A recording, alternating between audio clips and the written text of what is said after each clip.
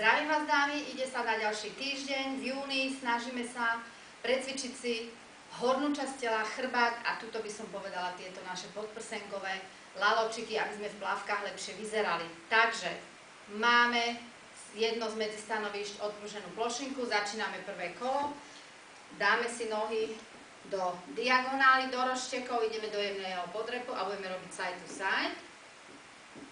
Ruky si pripravíme tu hore, upažíme, pokrčíme a budeme sa otáčať za rukami do strany a vyťahovať ruky do stropu, čo najvyššie. Hop, hop.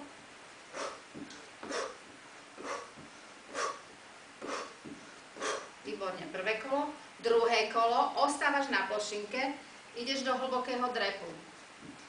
Chrbát ostáva rovný, pozor na kolena. A budeme robiť následovné. Budeme robiť takú pozíciu, že jednu nohu unožíme do strany, druhú nohu unožíme do strany a zároveň sa budeme dotýkať jednou rukou zeme.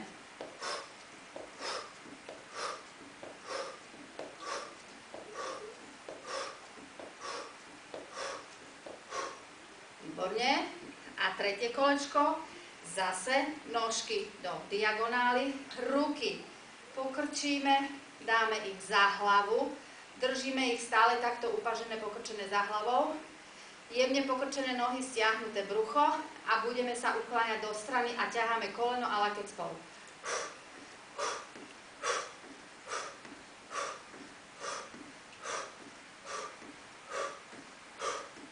Výborne, máme ďalšie 3 nové kolá, snažíme sa precvičiť si pás, štíhly driek, lalokové podprsenky, podprsenkové laloky, ako chcete, hlavne cvičíme.